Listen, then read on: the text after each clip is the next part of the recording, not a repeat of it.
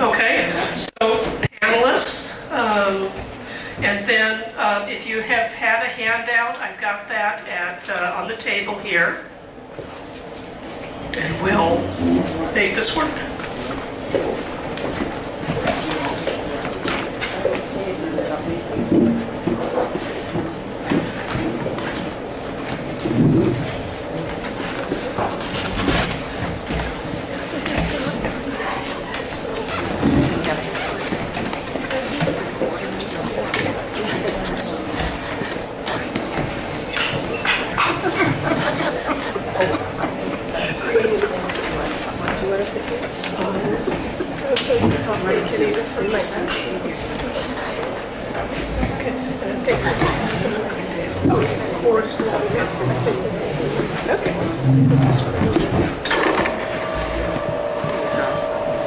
Okay, wait. Yeah, that's better.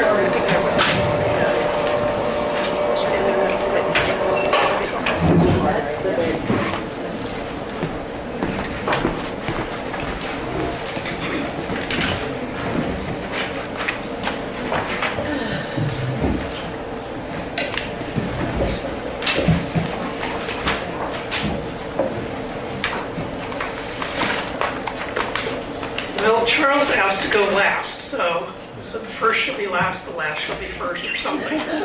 Some quote there somewhere. So I think this is going to be a fairly informal sharing that is primarily just meant to be hopefully kind of inspirational, of practical things. We all know the challenges, but I think it's critical that we all know the amazing new endeavors. So I'll start, and the handouts that I prepared ended up in the packet, the green packet. So the packet that's now completely, totally stuffed with handouts. So probably there at the very beginning, there's a gray one and a white one.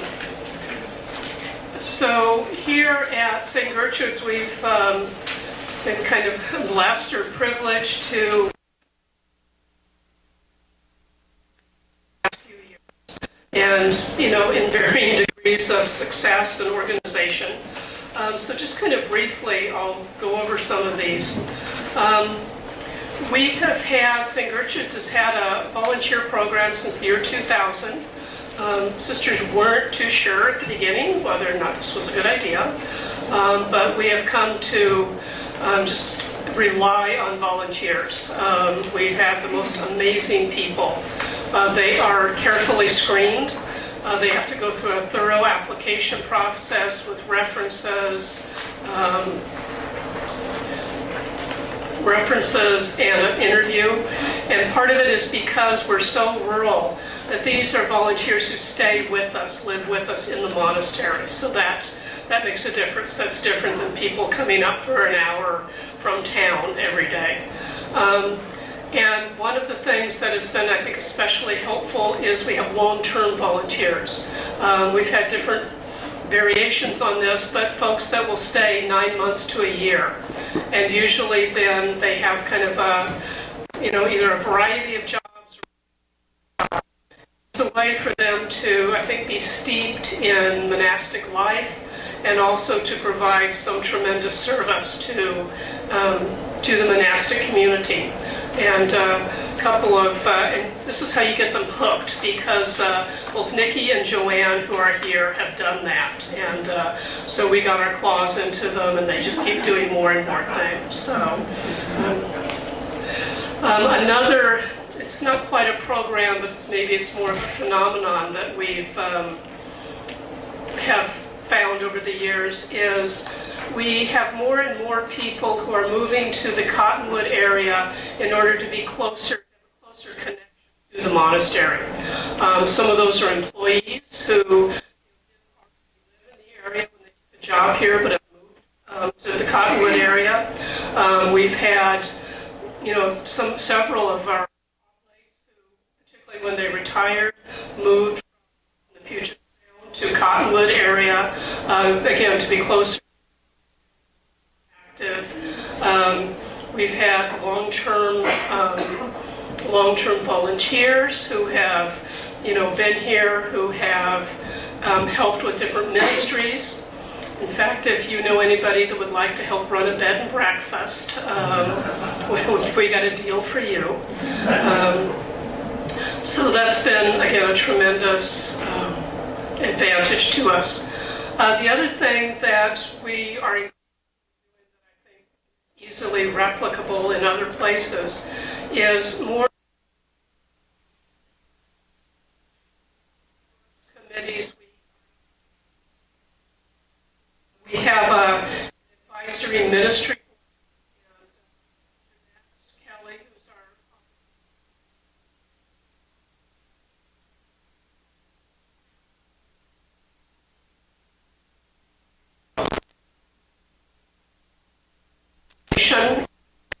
area we call the Annex.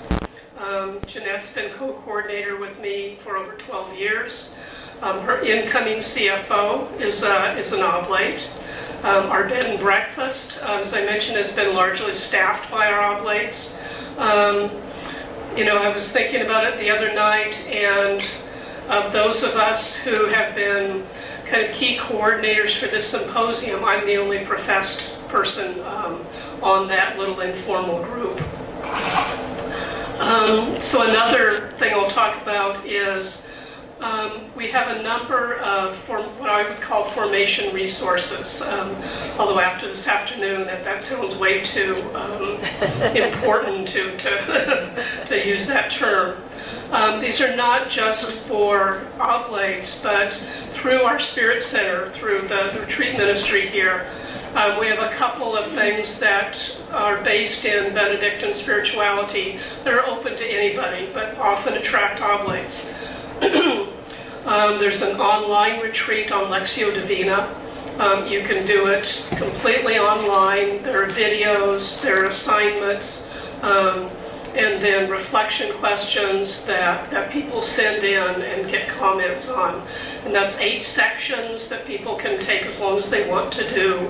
But it's a chance, again, for people from wherever to go much more deeply into the practice, the reality of Lectio Divina.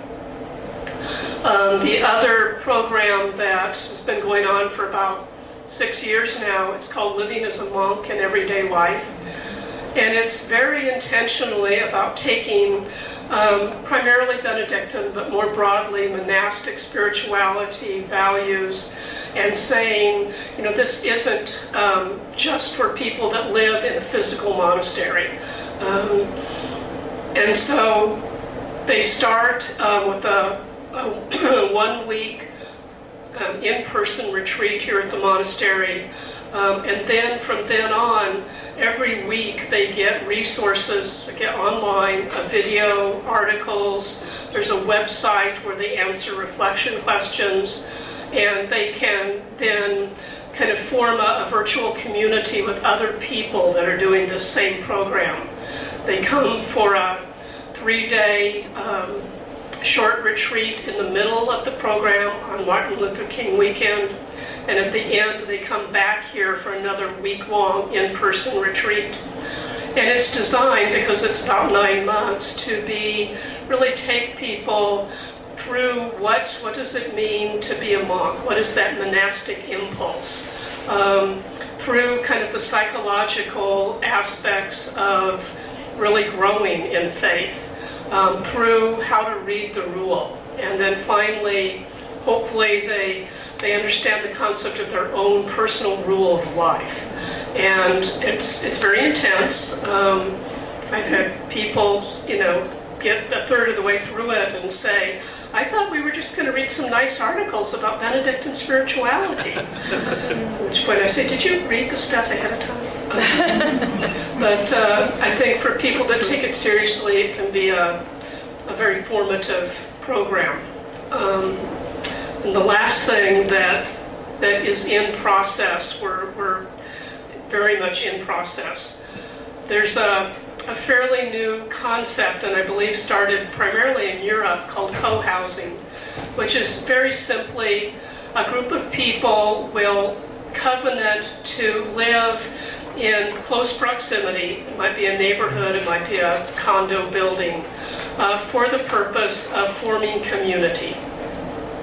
It decreases isolation, it gives people connection.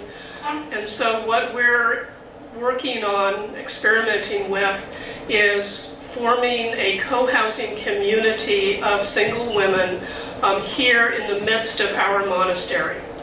We're looking at having them basically take one of our floors, bedroom floors, that is largely vacant. Those of you who are on 5th floor, you know what it is. We're going to remodel so that people have their own bathrooms. But again, the idea would be that this would be a small group of women who want to be Benedictine. That's critical. It would be a Benedictine community in the midst of the current Cenobite community, and they will essentially do the hard work of forming their own community. And so, again, it will be, I think, simply a new way for people to be Benedictine. These won't be sisters. They won't make monastic profession. But they will live Benedictine values with each other, and again, in the midst of the Cenobite community. So that's very much in process. We're hoping to begin by spring of 2021. We realized that we found out we totally need to redo all the plumbing in the annex. So that sort of has taken us on a little detour, but it's coming. So those are probably the main new things that we're doing. And like I said, there's a couple of handouts that are in your folder. So I think everyone can share, and then we'll have questions afterwards. I'm back. Today I represent our sisters. None of our sisters could come, and so I'm representing them. And so I'm going to present a couple of the programs we have that I think are pretty special to us. And the downside of having me do it is that I wasn't involved in the decision making, and it took several years for some of these things to come to fruition. So I won't be able to answer as many questions about that, but I can certainly tell you what we do. We do also have live-in volunteers, very similar to what Sister Teresa described. We also have a category called associates, and they are not oblates. They are people who want to hang out at the monastery. They come to once a month meetings. They usually do a book study. We have a sister who is their facilitator, but there is no formal commitment of any kind. And some of them have been associates for 20 years, and they're quite happy to do it.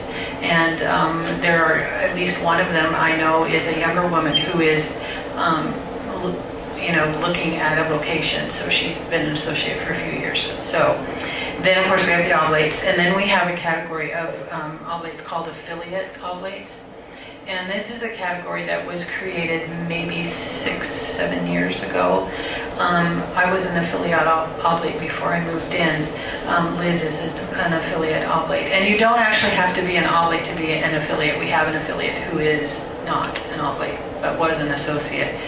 An affiliate is someone who wants to spend more time at the monastery and is willing to make a commitment of time and service. And there's the expectation of a monetary commitment, though I find in monasteries nobody really likes talking about money, and very specifically. So I suspect, because I know St. Placid culture, which is to really look at each person individually, that if a person wasn't in a position to make any kind of monetary commitment but could do extra service and volunteer work, that would be fine too. But our affiliates do make a monthly donation, and it does vary, as far as I know, with the individual. They have a room in the monastery, and that is their room. It is not used for anything else. And so they've moved a certain amount of their belongings and goods in there. And they are retired, not surprisingly, because and they will spend a week, 2 weeks, 3 weekends. It varies. There is no commitment saying you have to do be here a certain amount of time every month, but the expectation is that we do see them fairly often. And frequently they do show up around festivals and celebrations, and they really are a big help. Liz has worked on the liturgy, now for a couple years. She's been key in helping them revise the liturgy. And then we have the newest category, which is Claustral Oblate, which is a medieval thing. Claustral Oblate, Claustral. This is an oblate who will live in the monastery. It took quite a few years, a lot of discussion, a lot of concerns addressed to come up with this program. I'm going to read you, and I'm going to, if anyone would like the descriptive piece which describes the stages, I can find out if it's all right. I'm sure it is, but I'll check with Sister Lucy to see if I could make copies. So this is just the first part. Claustral Oblates are a valued part of our Benedictine monastic heritage. St. Placid Priory welcomes Claustral Oblates into our lives. Claustral Oblates are unmarried women who, for valid reasons, are not able or choose not to become perpetually professed members of the monastery, but through mutual discernment are accepted to live our life fully without canonical standing. Discernment for acceptance as a claustral oblate shall be the same as for admission into full membership as a perpetually professed member. And it goes on. So we do not currently have a person in the process, though we did. She was in her postulancy when it was mutually discerned that this probably wasn't going to be for her. The sisters decided that the potential claustral oblate will go through every step a sister on the way to final profession. So there is your candidate year, your postulancy year, your novitiate, and you are an initial claustral oblation and perpetual claustral oblation. This was a matter of some concern, I know, because I remember the conversations. And one of the concerns was using the same terms for oblates as you do for sisters. And the concern wasn't, well, they can't use our names, those are ours. It was more,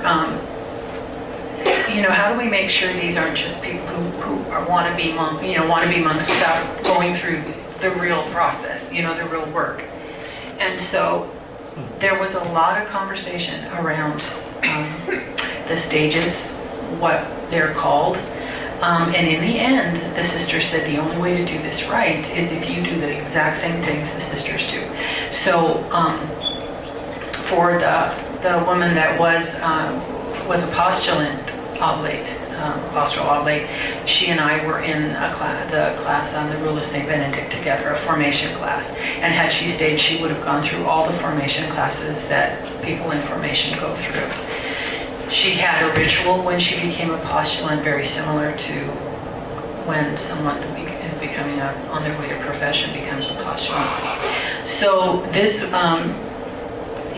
really, I would say Sister Sharon McDonald, who is currently our prioress, she made it, this is her second term, she is really the driver behind new ways to associate. And for people who want to go deeper, how can we make that happen? And because the community, I feel, works well together, and so concerns were brought up, addressed. I know it took a long time because I had initially thought I might, that would be something I would do, and I would ask a question, and they'd say, well, we haven't got that far yet. And it was like right up until I was ready to retire and move in, it's like, you got to give me an answer here because I don't have any place to live. And so, but they wanted to take their time and do it right. And so there is a complete document now that outlines the process. The one thing that is different is, well, there's probably a few, but the perpetual, once you've taken perpetual claustral oblation, it has to be renewed every year. So it isn't, And when I sat down with Sister Lucy to talk a little bit more about that, she said they went back and forth on that a lot, and that's where it stands now, but it could be true that they changed that part of it. But right now, so whatever financial resources they have would continue to be held in trust in case the oblation fell apart, I suppose.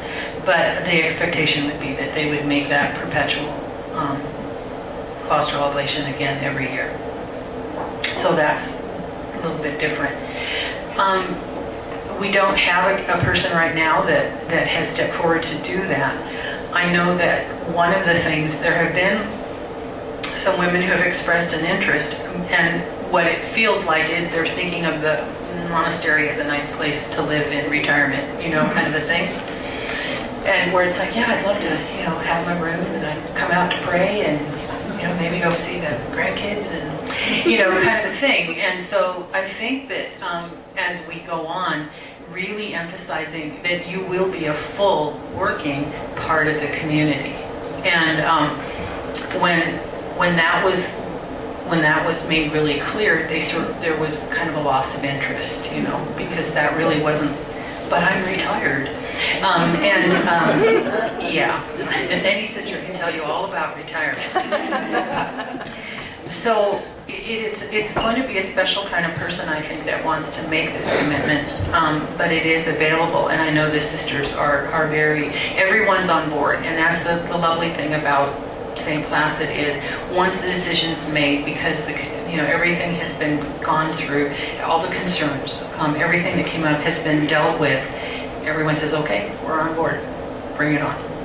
And so I'm excited to think we could have Claustral Oblates again. Thank you.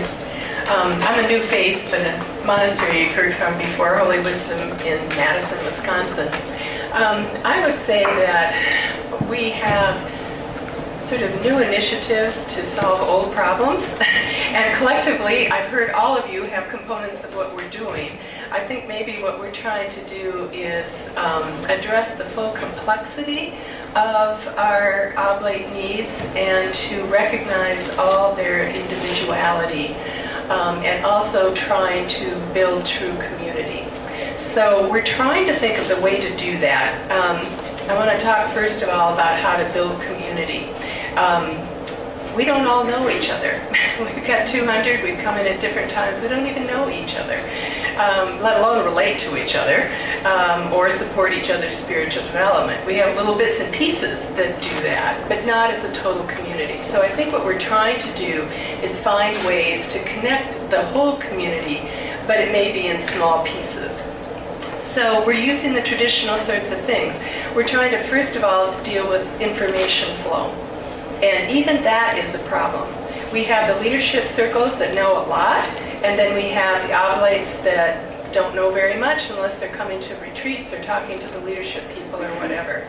So we're trying to fix that in a number of ways. We've always had an oblates restricted website, and we have had, and it's very popular, pictures of each oblate class. So you can go back and look at people as they came in by class. And we're now adding, we've always had a roster, but now we're adding individual pictures to the roster. So for example, if we send out a prayer request, then you may not know this person. At least you can go and see their picture as you do that. And I'm hopeful that will help to build community. We're also trying to help connect them to the leadership groups. And so we put all of the minutes of our leadership circles on the website. And so we have to remind people that they're on there. And so you have to say, there's a new leadership circle minutes on the website, because they kind of forget to go there sometimes. But it helps them see what we're doing in real concrete ways. We've always had a listserv. That's a little bit challenging. We reserve that for just really important things, because people have a tendency to reply all and People get 12,000, replies, and they don't like that. But it's very helpful for getting things out that are important and timely and they need to know. We also have a Facebook page that has just started. It has the highest level of privacy that we could put on it. So people can feel free to share. It's restricted to Oblates only, and we have 2 administrators that make sure that only Oblates are members and kind of monitor it. And again, this is a way for some Oblates to get information. Now, when we sent that out, though, to people saying it was available, we got a lot of emails back saying, I've made a conscious decision not to do Facebook. And there was behind these statements a concept of, I'm worried that I'm not going to get information because I don't do Facebook. And so I needed to send out another note to say, don't worry, there's lots of ways to get information. If you don't do Facebook, it's not a problem. It doesn't mean you're not going to get information. So what we have decided to do now to make sure that we get information down to everybody, because all these other things are technology. And not everybody uses it, and even if you use it, you often ignore it. You just get too much coming in. We also have Oblates who don't use technology. They may be older, or they just may be people who don't like to use technology. They're left out of everything, the way we do things. And so we have set up now deaneries, and they are for informational purposes only, not spiritual formation. We've divided our Oblate group into 9 geographical areas. Some of them are very close to Madison, just zip codes within the Madison area or Milwaukee. But we have Oblates all over the country, and so we've got 2 that are sort of the western part of the United States and the eastern part of the United States. And there'll be about, hopefully not more than 20, although one has a little more than that, Oblates. And they will report, or they will have a dean that they get information from and report information to. And so the deans then are coordinated by a dean coordinator. And Marge Nixon has been greatly involved with this effort, and so she can answer any questions you might have about it. But the goal is to take information, key information from the leadership group down to every single Oblate, take information from the Oblates back up as appropriate to the Oblate community. So prayer requests, great things that are happening, and hopefully that will keep everybody connected. The one thing about this, though, too, is that the deans are also responsible to keeping up with the Oblates. We have had Oblates die that we didn't even know about. We have many Oblates who've gotten serious health problems and didn't even know about it. We have Oblates who have just gone away and we don't know why. And so the deans will have the responsibility of trying to gently find out why, trying to know that this person isn't coming to retreats or anything else because they have breast cancer now. So it really is an effort to connect the community. So those are all the ways to address the information flow, because that's a big part. If you don't feel like you're in the loop, you don't feel like you're part of the community. Then we're trying to look at spiritual formation. And again, everybody's different. People want to connect in different ways. They want to learn in different ways. I think, Charles, you did a great run through of how that goes. And just as a real example, for websites, how many people use websites? Okay, how many people are clickers? Okay, how many people are scrollers? Okay, so if you have a scroller, if you have a clicker and you put information that's down below, they never find it because they don't scroll down. So that's an individual difference, and you've got to be aware of that. Some people, there's a lot of opportunities now for video teleconferencing, but when we talk to some of the people, they say, I don't want people to look at me, I don't want that. And so we have to offer also phone-based, so the visual isn't there. And this also works for Oblates who only have phones, that's the only way they can connect, and I think some of our older Oblates will find that helpful. And then we're trying also web-based reflection groups, similar to Monasteries of the Heart. That is what we call an asynchronous way of getting together. Face-to-face reflection circles that we already have, the Zoom video conferences, the Zoom phone-based conferences are all synchronous. That means everybody has to have that time free in their calendar to do it. And that doesn't fit with a lot of people's lives. But the internet reflection circles where they can just come in at 2 in the morning if they've got time and add their reflections or say their prayer or whatever it is, it's still helping them be part of a group and fostering their spiritual development. The other thing that we'll do on our website is try and make it much more interactive. So we're trying to add blog pages around specific things. We may have a prayer and ask people to add the reflections to it. We might have a book discussion group. Many sorts of things like that. There's a lot of opportunities that will help people on an individual level both connect and foster their spiritual development. Another initiative that we're trying to do, I think addresses the issue that several have mentioned, and that is how do we take what is the charisms of our monastery out into the world, and how do we contribute to the charisms of our monastery? And at Holy Wisdom, they focus on prayer, hospitality, justice, and care for the earth. And one of the things that we're going to be doing is to try and develop some brochures that deal with different Benedictine values and some of these other aspects like justice, and then have those available that we can give not only to our own candidates and our own oblates, but they can be available to give in the local communities. You can take them back to your parish and have that as a ministry that you might want to do. I'd also like, and this is my ideas for the website a little bit, there are many of us that tie into certain kinds of justice themes. Many of us are probably involved in food pantries, for example. And I know in our oblate community that's the same. I would like to have a blog where we can share our ideas about the food pantry. We have one in our church that I helped to grow a little bit. And people say that it's very different from a typical food pantry. And when I started to think about it, I thought, well, it's just Benedictine spiritual or Benedictine hospitality, but Benedictine hospitality is a little different than a typical food pantry. And so people need to know that, and we can share that notion with each other. Same with care for the earth. That's a big emphasis at Holy Wisdom. It's also an emphasis, for example, in my church. And so I have brought people in our church, our Earth Care team, up to Holy Wisdom to look at the geothermal that they put in, for example, because we were considering doing it ourselves. And so I think if we can connect oblates around themes that are important to our monasteries, and then both bring people from our local parishes and churches up to the monastery, and also bring the information from the monastery down, I think that will really help us bring Benedictine spirituality into the world. So those are some of the main things. The last one, and again, this is a little bit of trying to tie into the uniqueness of your monastery. And this is something probably to also have more as a discussion on our website.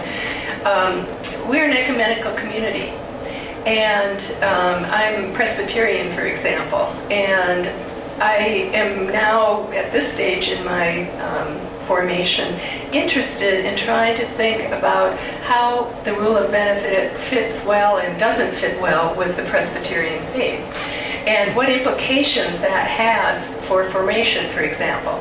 So Presbyterians don't, I think, at least in my experience, have much of an emphasis on contemplation. So coming into the oblate community, this was foreign to me. I had never heard of centering prayer. And, you know, my centering prayer for the whole first year I did it was, please, Lord, don't let me cough. You know?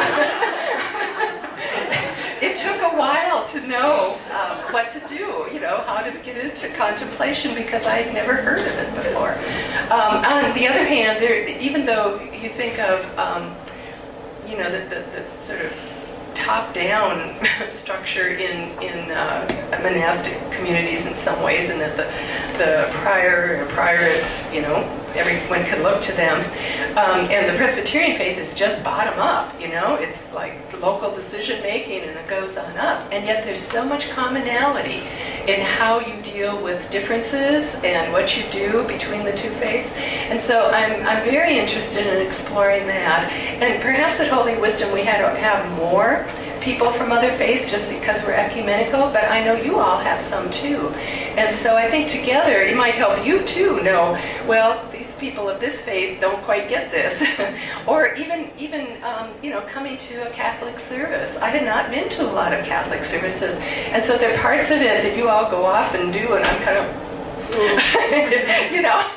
and there is the structure there, but it takes a while. And so I think there are things we can help each other with in that part. You can help us that are not Catholic understand more of yours. We can help from our traditions help you understand that. So those are kind of the main things that we've been thinking about, and we're kind of excited about them, even though most of these are things you already do.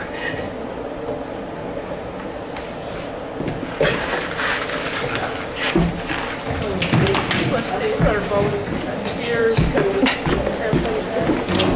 I made handouts as I will refer to experiences in different countries with difficult names and websites that you can click on just to have pictures or to have a feeling of the realities I would like to present to you. As you know, I come from the Netherlands, but I live in Belgium on the border with Germany. We speak French. I've lived for quite a number of years in Italy, so I refer a bit to the Western European reality. And before I start to illustrate a few concrete initiatives, and I focus them around oblates, shortly reflect on what we just shared. Co-housing is indeed in Europe a phenomenon. Very often a part of the monastery that has been transformed, sometimes with success, sometimes with more difficulties. The way you do it, expecting that they become Benedictines in their way, forming a community inside a community, that is a courageous approach, different from what I see around in Europe, but I think it is a wise choice, especially as they are in-house. What is more usual in Europe is that people live around and form, are part of that extended family and take part, but have also their privacy and their house and all kinds of relations. The word associates has been mentioned, or associates. It's also true for the European reality that there are all kinds of relationships. There are the more intense relationships and the more formal relationships like oblates, but there are many people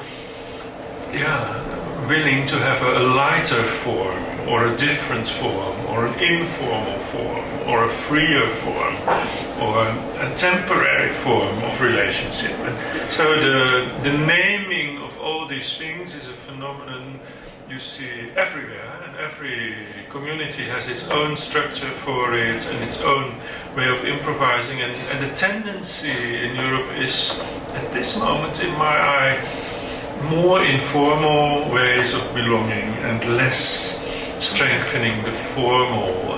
So that's the trend. So it's maybe a bit a different trend than here. As 20 years ago, the trend was building up oblate communities and making things stronger, but at the moment there is a kind of reflection. Oblate communities are not all flourishing. What I see around, some of them are young, some of them are doing very well, but there are many old communities, oblate communities, there are many aging groups, and also, orphaned oblates or people looking for, what do you do if you go to another monastery, or what do you want? So the issue of stability, the issue of long-term giving life to a commitment is a widespread issue in all the countries I just mentioned. Ecumenism is certainly in Europe also one of our dimensions, especially in Germany and the Netherlands, I think, and in the UK. Facebook pages. There are a few worldwide Facebook pages for oblates, and this evening I'm going to post about our meeting on two of those pages, just to share what we are doing. I've not much experience with them, but they do work for keeping people together. So yesterday there was a post of a young candidate who was preparing her promise. I don't know how to call it. And there were many people, complete strangers, probably offering congratulations. I don't know whether that is healthy or wise or nice or just how you should live it, but it creates a community. So the Oblate pages, and there are some websites, also the website of the conference in Rome. I mentioned it somewhere, I think. They work. Then the new realities I see around.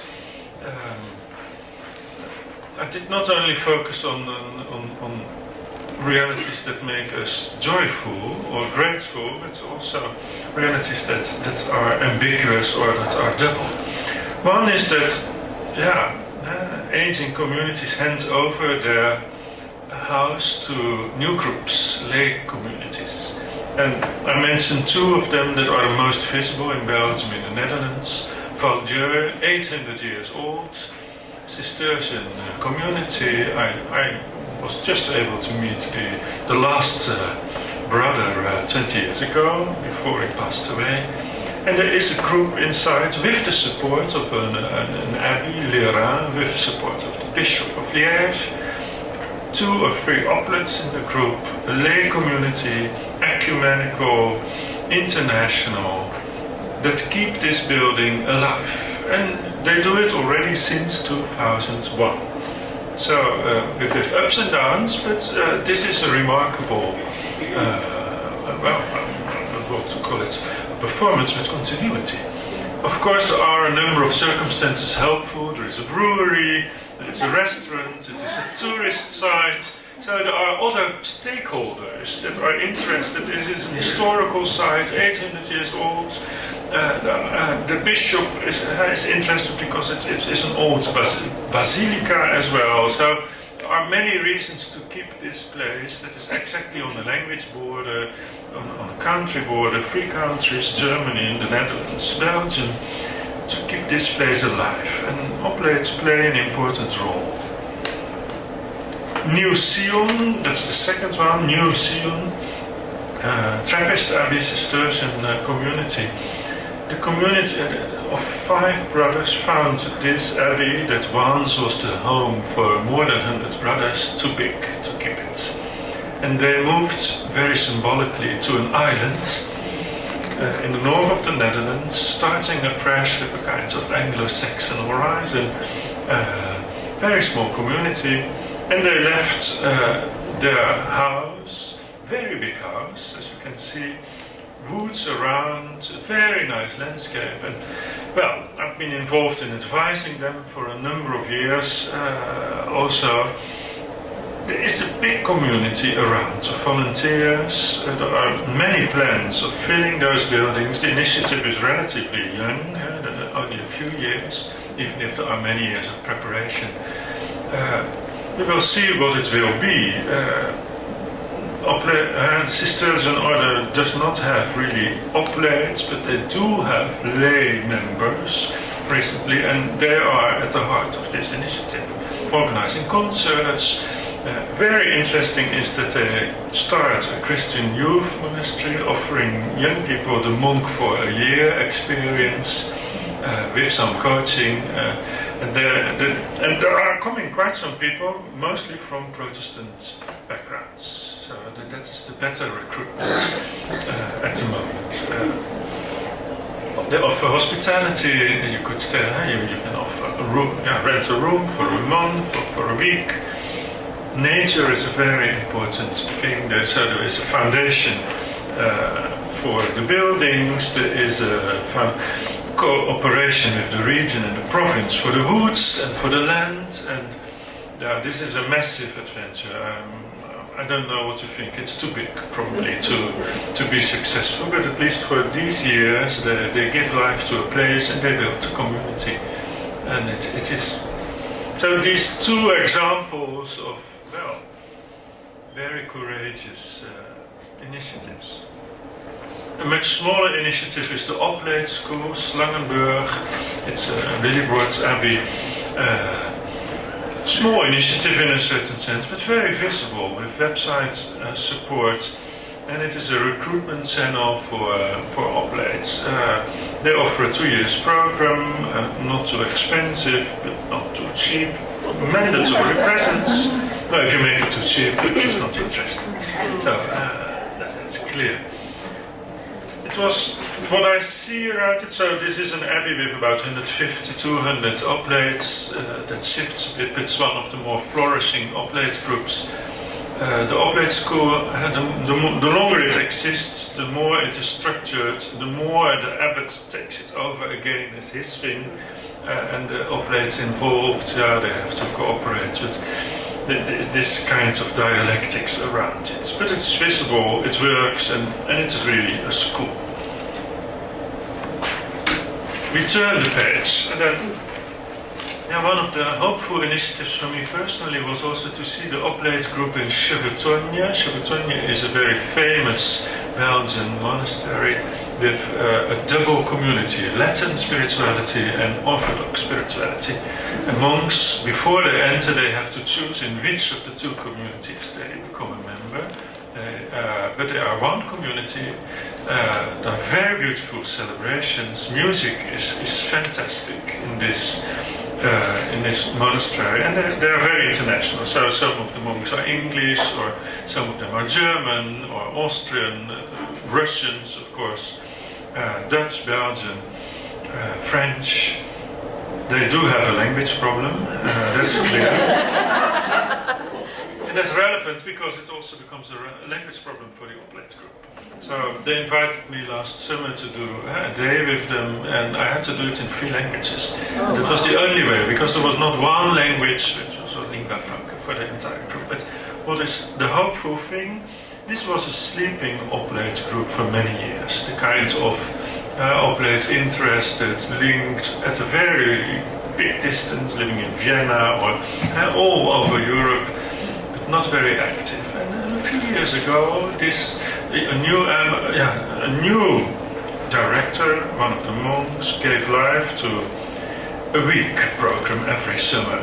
So evidently the week offers more opportunity than the weekends. And they need a week for the distances they have. And it's very nice to see an Oblate group growing again, especially after a period of stagnation. I was there, and there were many young people, and it was so interesting to see them, to speak to them, and to see how attractive Oblate life can be for 20s. With this interesting, fascinating horizon of Orthodox and traditional Latin spirituality. Then I selected for you the Laura. I already showed it and talked a bit about it this afternoon. So an online community for hermits, for Oblates, for Benedictine lay members. When you are a member of this online group, you have to be a bit stable. They throw you out if you are not active, for example. That's nice. But it is a blended form, so it's not just online presence. They have song weekends, they have a newsletter, but formation weeks, regional circles, and it is really the hermit life is booming in Europe. It might be very surprising in a so densely populated continent, but it's very difficult to get hold on this reality. Saint Benedict started also as a hermit, and there was this small community not far from Norcia of Syrian monks that probably inspired him. So he learned it somewhere as a hermit. There was Romanus, and there are now many hermits. I think they have about 400 people living alone, either in nature, either in a big town, but they define themselves as hermits. And they live with handwork, painting icons, or you see here the other handwork. They sell with the same online platform, and So yeah, it very much makes you think of the desert. Living alone, the Laura as a connection, the Sunday meetings or the Eastern celebrations together, and then handwork in simplicity and loneliness.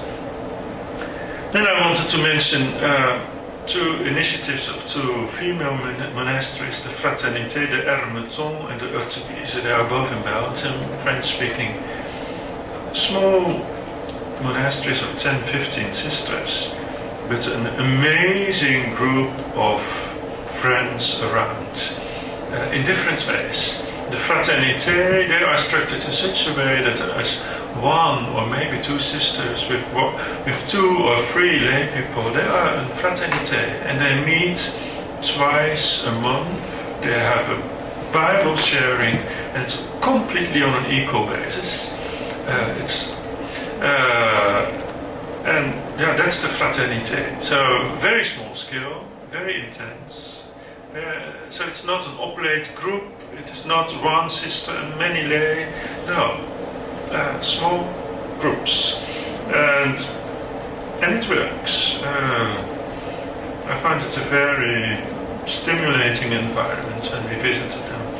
And the Alliance de Urtebise, that's a very strong group of, they are not oblates, they don't like the word oblates. When we visited them as our oblate group recently, and one of them asked me, what are your obligations and rights as an oblate? And I was a moment perplexed. What shall I answer? That's not so easy. I almost missed the opportunity. And you think that's far away, no obligations anymore, and not a long devotional list, no rights anymore to be buried in the cemetery, or things like that. But then I thought, no, we have a right, the right to be part of a community. We have an obligation to take our calling seriously. Now, they do it as well, in their way. And they live around, they work very hard. It's very much labora-based as a community. That's often the risk for volunteers, but it exists. And then it's good to realize that maybe for the United States, that's not, I don't know anything about it, but in Europe we have national associations very often for oblates. In Italy, because they are scattered all over the country and most monasteries have only 1, maybe 2 oblates, very small groups. But that association works and the people are very nice. In Germany, very good, very intense national network, but they have no website. I don't know why. I did not find a website. In the UK and in France, they have websites, newsletters, and they work very well. And you find the 2 websites. I don't know whether you read French, but English certainly. So it's good to see their resources. And for example, the conference in Rome, you find more information about it on the UK website, and they have earlier information than on the official Roman website, strangely enough.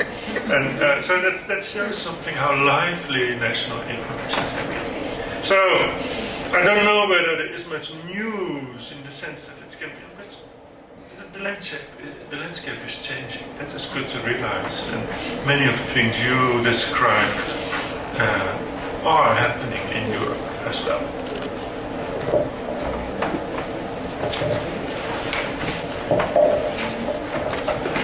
So yeah, I think at this point we'll invite questions, and I will have people speak into the mic, even if you have to come up, so that we can record that and everybody can hear. Beth, if you want to come on up. I don't remember, was it The Price is Right? Come on down.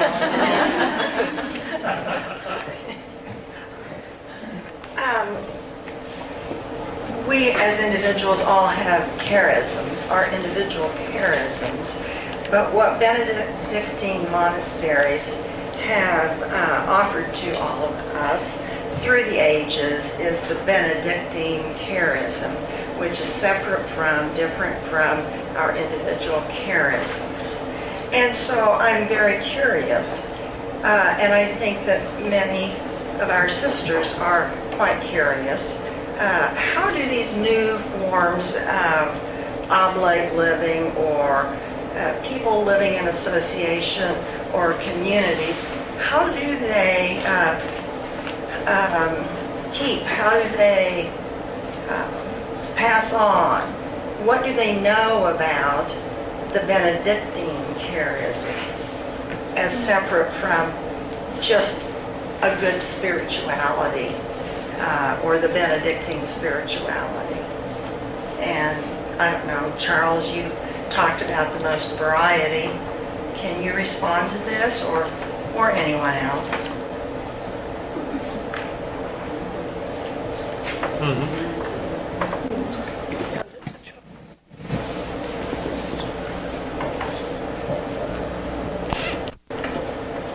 It's a good question. I will answer at two levels. It's also for oblate communities themselves a challenge. And Chris indicated how you do it, follow keywords. We as an oblate group, for example, we use also keywords and mottos that are part of the tradition of this specific house, but we also read texts of monks, of their tradition, and we reread them, we share them, and try to keep that charism in that way alive, and we invite guests. And our meetings are always one or two brothers that are invited. So as a small group, that is how we try to make our work on Benedictine life also very specific in relation with the tradition of the house itself. For the wider landscape, on the one hand it is not a problem, because there are many very popular books and very well written books on Benedictine spirituality around in Europe in all languages. But think about John Chichester and Esther de Waal, just to mention, or Michael Casey, a few names from the English world. All those books are present, are read, are commented on, and we have even, difficult to say, we even have other books quite as good as these. So the Benedictine spirituality is much alive, much debated, but of course the reality is that everybody appropriates it in his own way or her own way, and then there are Benedictine leadership programs that you think, well, is this Benedictine or not? Or is this person allowed to do these things in a Benedictine way? That happens as well, and as long as it sells, people can go on. It's very difficult to say, this is our name, you can't use it. For these houses, of course, when there are young houses, there is a new charism. They are not too concerned to be only Benedictine, but are more very alive.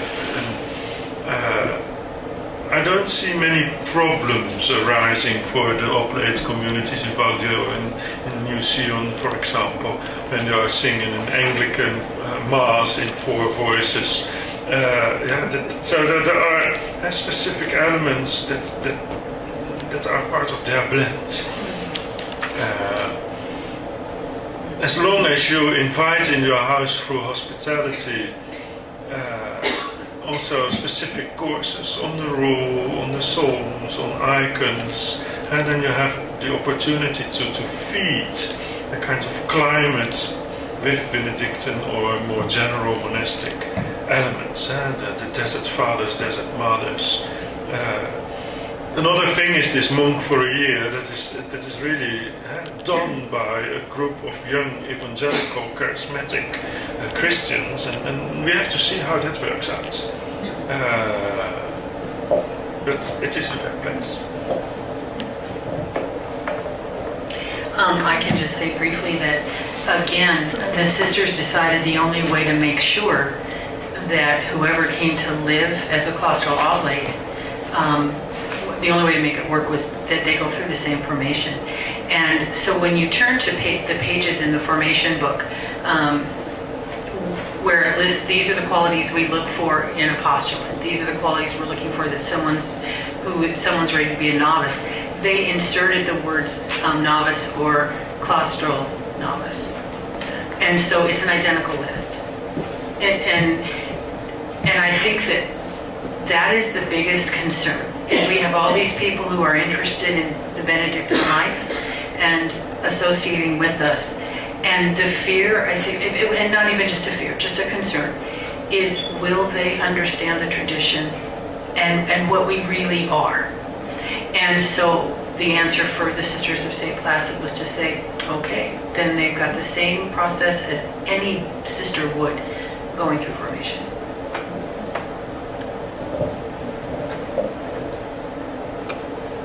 Any other questions or comments?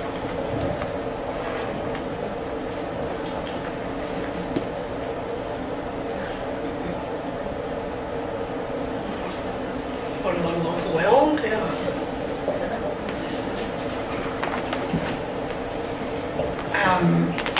Christine, when you talked about how do elements of the rule, coincide with your Presbyterian tradition, I would say Lynn would be a good resource for that. There is a monastery, mostly of Oblates, in Minnesota, St. Joseph, Minnesota, and Mary Stamps asked me at their annual retreat to talk about the parallels between the rule and Wellesley, the Methodism. Right. And so I said, well, get me the documents, and I worked on it. And so we did the whole retreat as a dialogue between what they knew as Methodists and myself as this Benedictine scholar. And it was a wonderful opportunity for me to know that tradition, and then for them to share from their tradition what they saw as parallels. So I think sometimes you can get a couple people together to work that out and then do the sharing.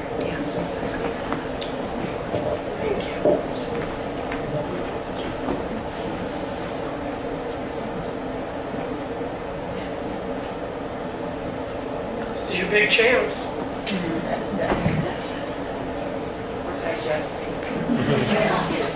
Yeah, there's a lot to digest. Okay, we'll just give people another couple seconds and see if something clicks. We don't want to shut this off if people are thinking of something.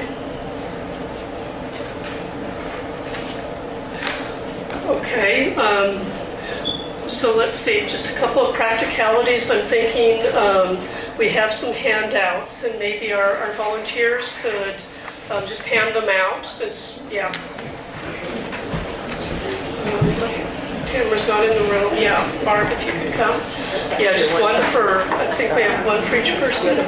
Did I? But that's right, we didn't get it. Okay. I think that's what didn't get copied, and so will now go out today. So we'll hand out the handouts that folks had, and then before we break, I want to talk a little bit about tonight, so we can focus a little bit on tonight.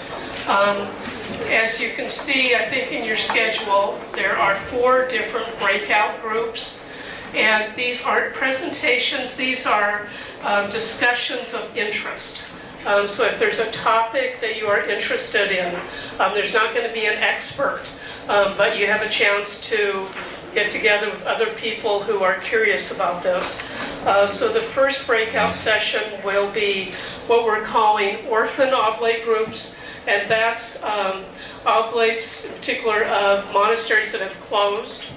I'm not sure we have anybody that actually belongs in that category here, but the reality is many of us are connected with monasteries that are saying that they're going to come to completion, or that are seriously struggling, and in the years ahead, the oblate communities might be in this position. So that's number one. The second group that we're going to be talking about, or the topic, will be when Cenobite communities don't have the energy to support oblate groups. In other words, many of us, again, are connected with monasteries or part of monasteries where, as there are fewer people, as there's less energy, there seems to be a lot less resources to give to the oblate program or community. And so if that's a concern for you that you want to talk about, that would be the one for you. The third is challenges of geographical and communication isolation. And this is, you are part of a community where you're nowhere close to geographically to anybody else or to the monastery, or it could also include situations where communication is difficult for any variety of reasons, lack of systems, or again because of distance. So that would be number 3. And then the third is when relationships with the Cenobitic community are challenging. And there's challenges for all of us. But there are some monasteries, some oblate groups in which they're more challenging, in which for a variety of reasons, there's some real issues there that if you want to discuss, again, in a supportive way. This isn't let's get together and murmur, but how can we work together to improve this situation? That's number 4. Okay, does that make some sense? Again, I think it's written down. Okay, and then we're going to have 4 different rooms that we're going to meet in. There are, on each floor here at the Spirit Center, there's a lounge at the very end of the hall, if you've explored a little bit. So there's 3 lounges, and then next door is what's called the Gertrude Room, which is a fairly large room. Okay, so to assign those, I just want to get kind of a, you won't be, don't have to do this, but if I just get a show of hands of what you're kind of thinking about so that the largest group can go in the Gertrude Room. Does it make sense? So, again, you're not stuck with this. Folks that are interested in this idea of the orphan oblate groups, orphan oblates who maybe may not have a monastery or won't in the future. Okay, it won't be over there. Okay. Will they be on the first floor then?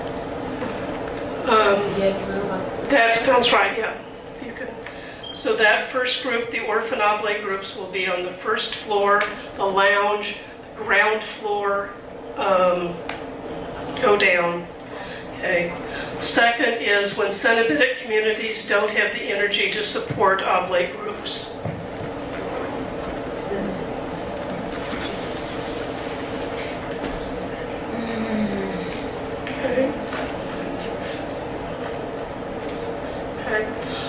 Okay, why don't we put that group on first floor, this floor here. Okay. Wait, first. I know it's confusing. The bottom floor is the ground floor here. Okay, so go down, and that's the orphans. Oh, okay. Sorry, I didn't label these things. Ground floor, we call it the ground floor. That's what it says in the elevator anyway. So ground floor, underneath, that's orphans, okay? Orphans are underneath. Okay, so Cenobitic communities without energy will be on this same floor, back in the lounge. What did I just do? Without it.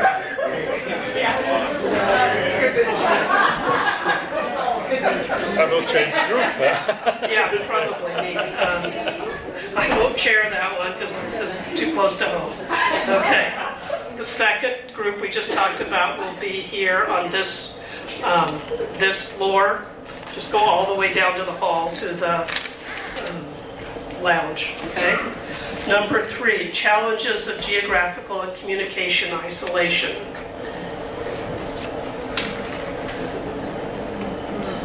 Okay, maybe that should be in the Gertrude Room. Let's try that. Challenges of geographical communication isolation. Next door. What did you say? I was kidding.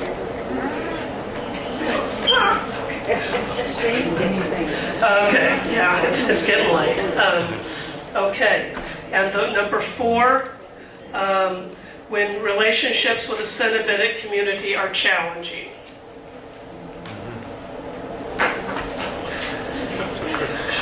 Okay, that will be the next floor up. It's the second, but it's the next floor up in the lounge. Go up the stairs all the way that way. Okay? Okay, does that make sense? Okay.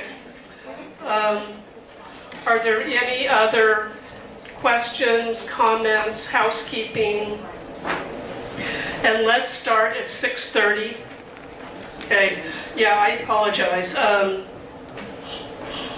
Some of us are not good detail people, and so some of the details weren't quite right.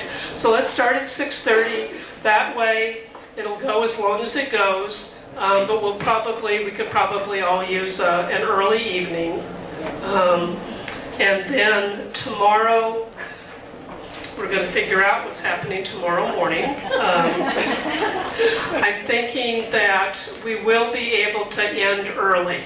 Because again, I know a number of people have to leave. So, Nikki, what? So we wanted to make you aware that in each of the 4 groups that all of you will be participating in tonight, there will be a note taker. So for some of you who wanted to hear more than one subject, in a couple of weeks you will receive by email the notes that these people who have excellent reputations for Don't expect too much, really. We'll send you all 4 sessions so you can check your own notes against the one you attended, and then have that information that could be useful to your group later on. So that will be.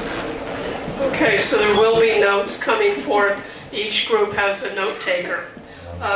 So let's gather tomorrow morning at 9:15, and we might even have a surprise as to what it will be. Okay, are we okay?